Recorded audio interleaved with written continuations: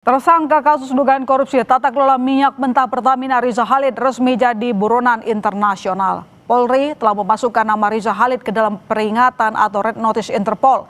Kita berbincang dengan penasihat ahli Kapolri Irjen Purnawirawan Arianto Sutadi, Ketua PBHI Julius Ibrani, dan Ketua Komisi Kejaksaan Pujono Suwadi. Selamat sore Pak Arianto, selamat sore Mas Julius, selamat sore Pak Puji. Selamat sore, Mbak. Ya, Pak Arianto, Mas Julius, selamat sore, Mbak Liona. Terima kasih telah bergabung. Saya ke Pak Arianto dulu kalau begitu. Pak Arianto, 165 negara sudah dinyatakan red notice terhadap Riza Khalid. Butuh berapa lama kita membawa Riza Khalid pulang ke Indonesia? Ya itu tergantung daripada ininya ya, ketangkepnya dan ketahuannya di mana. Tapi ini dengan adanya red notice itu artinya bahwa pencarian polisi untuk Riza Khalid itu sudah di seluruh dunia jadinya ya. Semua negara-negara yang itu dia dikirimin red notice pasti dia akan membantu untuk menangkap nanti. Nah tinggal nanti kalau ketangkap apakah kemudian langsung diserahkan pada kita apa tidak itu nanti kita lihat tergantung dari negara yang bersangkutan itu dia ada kerja baik dengan kita apa enggak gitu. Kalau kerjanya hubungannya baik ya enggak ada masalah.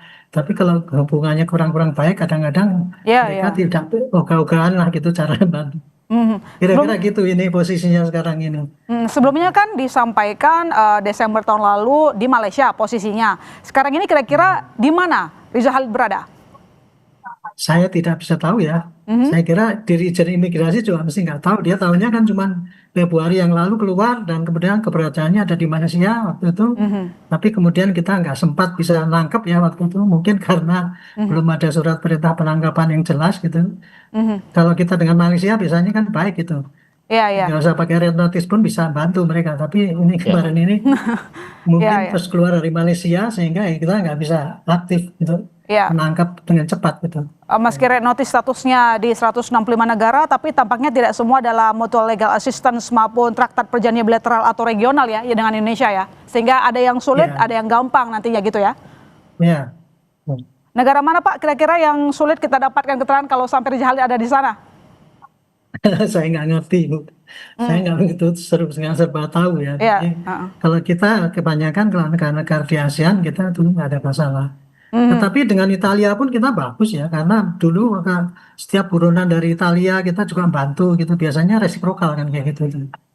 Itu aja yang saya tahu. Jadi kita saya kira pasti Riza Khalid juga ngumpetnya di negara-negara yang mungkin dianggapnya nggak begitu bagus hubungannya dengan kita sehingga dia nanti nggak cepat ketangkap. Kira-kira estimate saya gitu. Iya, red notice ini butuh keuletan kita untuk deteksi itu. Ya, red notice 196 negara tidak menjamin dengan cepat Riza Khalid dipulangkan ke Indonesia. Mas Julius, selain lewat kerjasama negara, sebenarnya apa yang bisa dilakukan kerjasama antar kejaksaan misalnya untuk bisa lebih cepat memulangkan Riza Khalid? Udah cukup lama kasusnya dari tahun lalu, tapi Riza Khalid sampai sekarang masih kita cari?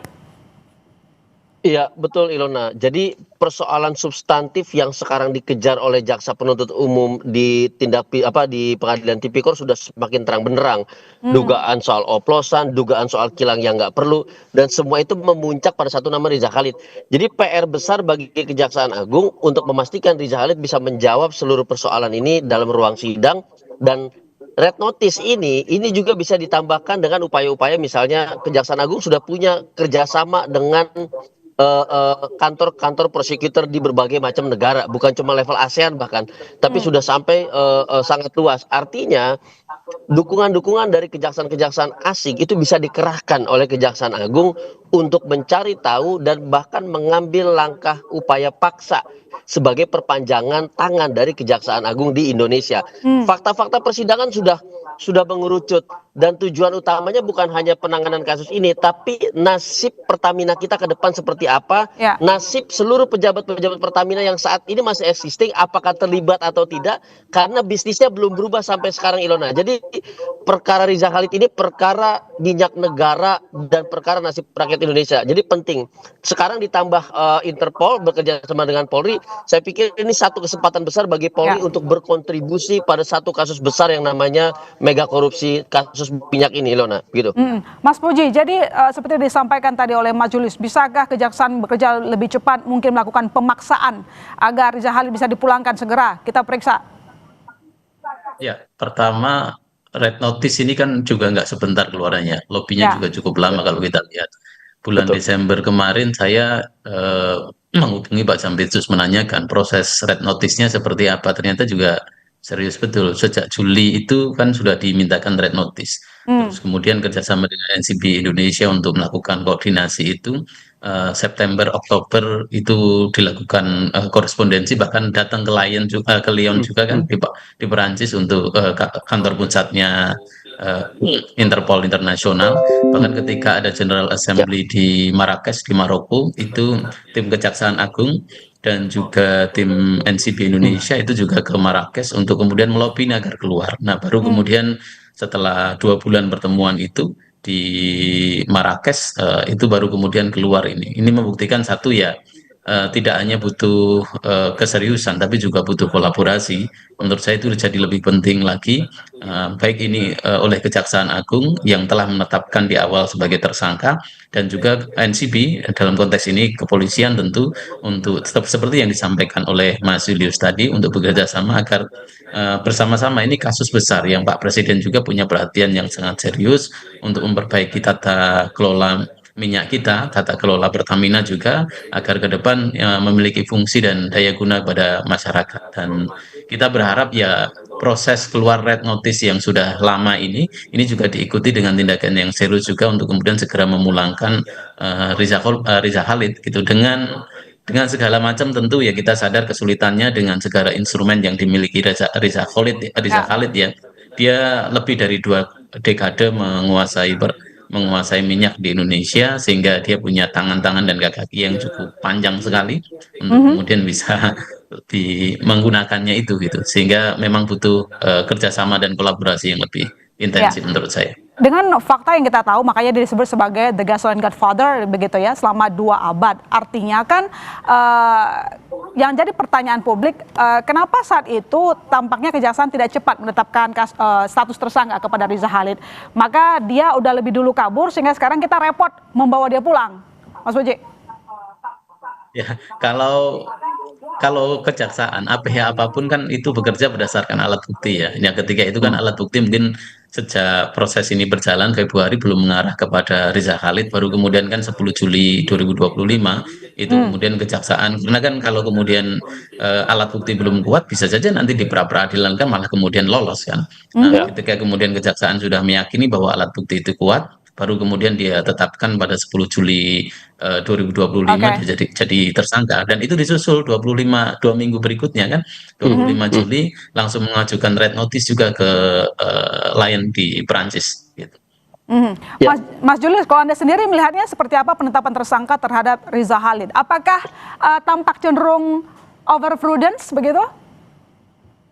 Ya, kalau saya lihat begini, ini salah satu strategi dari jaksa, baik jaksa penyidik ataupun jaksa penuntut umum kalau yang saya lihat, Ilona. Jadi bagaimana jaksa ingin menyajikan dulu kepada publik lewat ruang persidangan hal-hal yang selama ini dibantah oleh berbagai macam pihak gitu ya, baik buzzer dan segala macam, terkait dengan tuduhan oplosan terjadi atau tidak, perhitungan kerugian negara terjadi atau tidak dan segala macamnya. Nah, ketika sudah mulai terbuka di dalam ruang persidangan, saya lihat baru jaksa penuntut umum merasa confidence untuk mengejar satu nama besar itu. Itu yang pertama. Yang kedua, sebetulnya ada cara yang kita tunggu. Apa tuh? Ketika perhitungan kerugian negara oleh BPK sudah dibuka di ruang sidang gitu ya, sudah semakin terang benderang, maka ada satu lagi yang bisa dijadikan pijakan bagi Kejaksaan Agung untuk membekukan Riza Khalid yang ditargetkan melalui aset-asetnya, yaitu kemana larinya uang yang dihasilkan dari dugaan tindak pidana korupsi atau yang kita kenal dengan aliran dana. Ketika aliran dana itu sudah diketahui lalu diberikan aset dimanapun itu melalui kerjasama antar Kejaksaan Agung dengan negara-negara lain, maka pembekuan aset, pemblokiran rekening dan segala macam di depan itu bisa dilakukan tanpa menunggu proses persidangan atau pemulangan dari Riza Khalid sendiri. Nah, upaya paksa seperti ini menjadi salah satu kunci kalau kita berpengalaman pada KPK di 10 tahun lalu, 15 tahun lalu, di mana KPK mengunci dulu aset-asetnya, membekukan dulu atau memblokir dulu rekeningnya, sehingga dia tidak bisa melakukan mobilisasi yang maksimal dan bisa diketahui. Jadi penegak hukum dalam hal ini begitu terlambat menangani kasus ini, Mas Julius?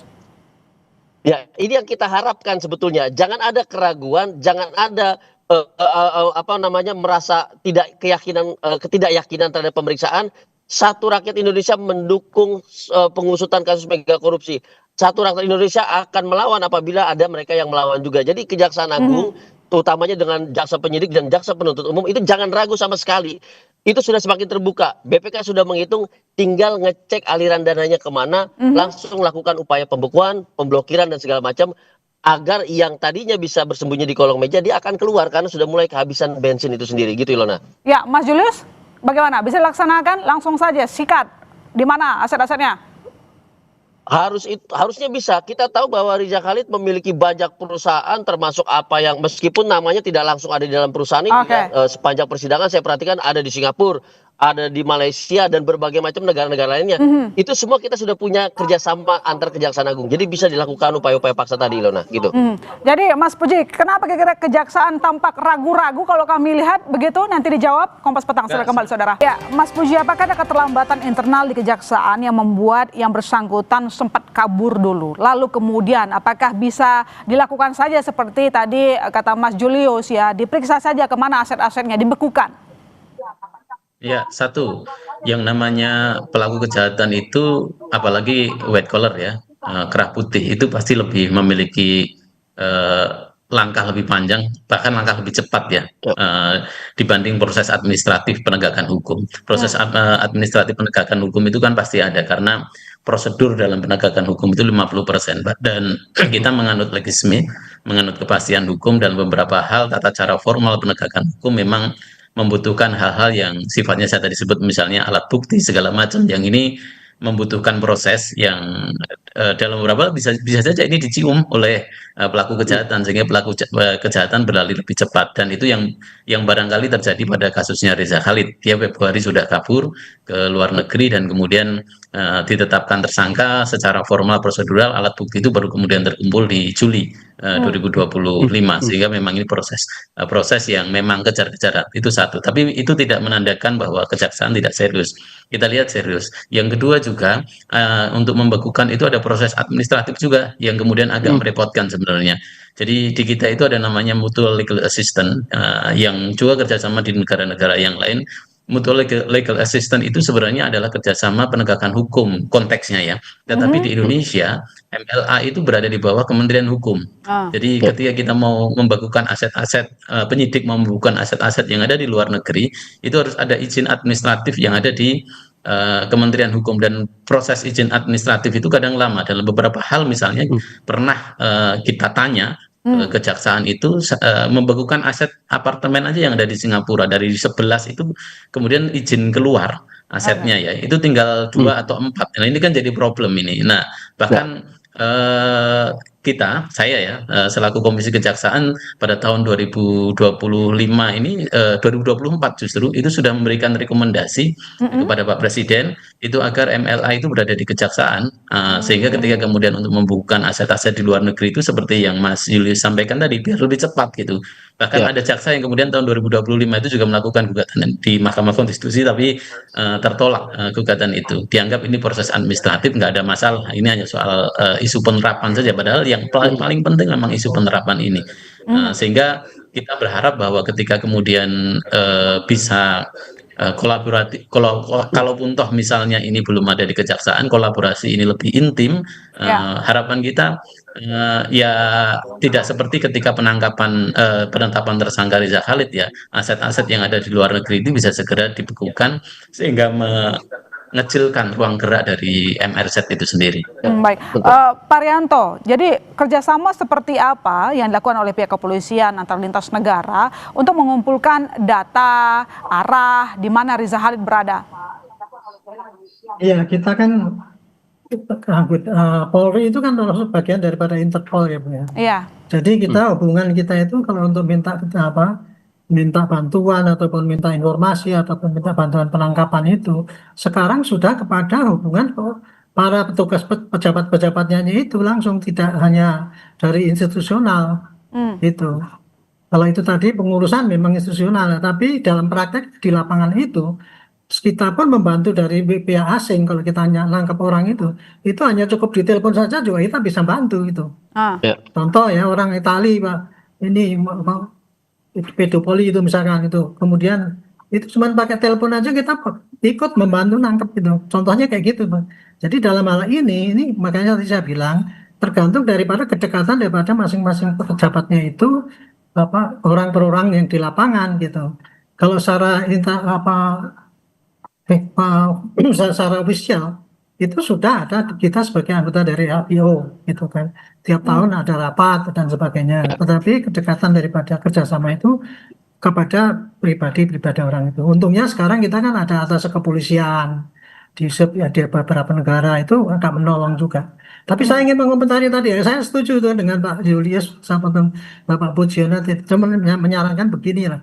Kalau kita fokus kepada nangkep Reza itu kan kita lama itu, dia lihai sekali ya itu ya. Makanya lebih baik Pak itu kita freeze saja asetnya Pak. Dan kemudian sesuai dengan semangat dari baru kita sekarang kan kita nggak perlu kepastian hukum Pak, keadilan yang dulu kan. Saya kira demi keadilan ya sikat aja dulu Pak semua itu. Dia kucing-kucingan bisa di luar, tapi kita bisa juga main hantam semua yang ada di sini, disikat disita aja sehingga kalau tidak ketemu orangnya nanti kerugian negara itu bisa kita ambil kembali. Saya kira itu jalan yang terobosan yang lain lah kira-kira pasti akan diamini Pak itu oleh Presiden ataupun masyarakat Indonesia Pak. Kalau kita menempuh kayak gitu, jangan takut Pak dengan melanggar peradilan dan sebagainya.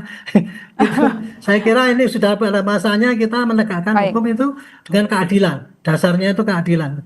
Saya kira itu saran saya. Terima kasih. Ya, kita berharap segera Reza Khalid dapat ditangkap. Satu orang bikin repot sejak tahun lalu, begitu ya. Kita tunggu bagaimana independensi kita kerjasama dengan internasional. Terima kasih Pak Arianto, Mas Julius, Mas Puji telah bergabung di Kompas Petang.